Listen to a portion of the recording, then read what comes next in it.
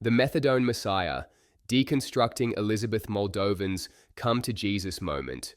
In From Heroin to Christ, Elizabeth Moldovan centers her story around a pivotal moment. She claims that while on methadone, Jesus spoke to her and everything changed. This event is her spiritual climax, the turning point that leads to recovery, redemption, and the writing of her book. She has repeated this claim publicly, on television, in interviews, and online, as the defining moment of her transformation. But when you step back and look at it critically, this methadone vision isn't just questionable, it looks like a strategic myth. Let's break down why this moment may not be a miracle at all, but rather a carefully crafted story designed to absolve her of accountability, elevate her image, and sell her book.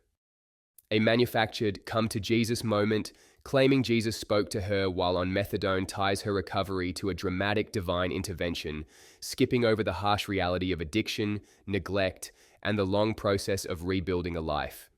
It removes the need to confront the harm she caused her 5 children, lets her present as a victim turned hero, avoids the difficult steps of real accountability or restitution.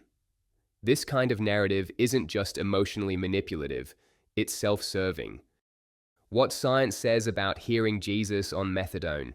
From a scientific and neurological perspective, hearing voices or experiencing spiritual visions while on methadone is not uncommon and not supernatural.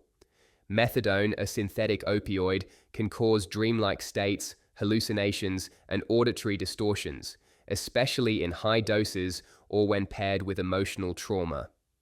The brain under stress, plus drugs, plus religious expectation is primed for meaning. It will generate symbolic experiences that feel real.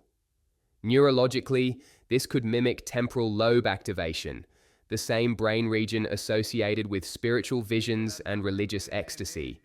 Bottom line, it may have felt real to her, but it was likely a drug-induced hallucination, not divine intervention.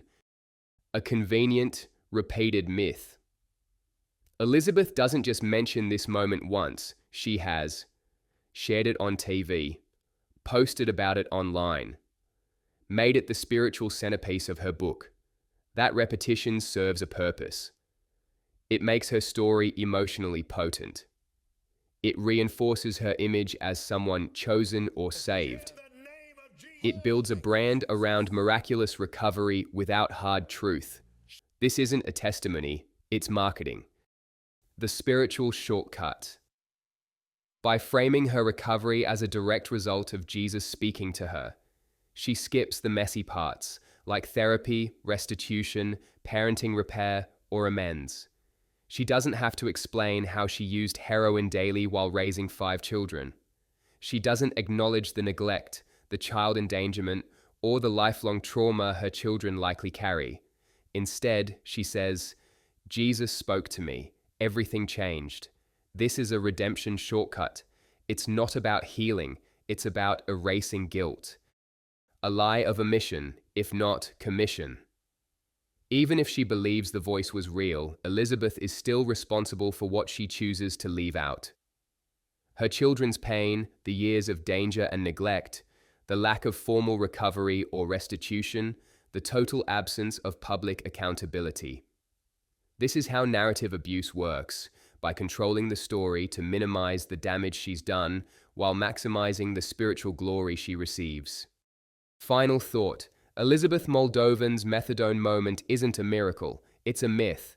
One she repeats because it works, it sells, it inspires, and it keeps people from asking the most important question: who was hurt while she was chasing her high, and who's still hurting now that she's selling her story?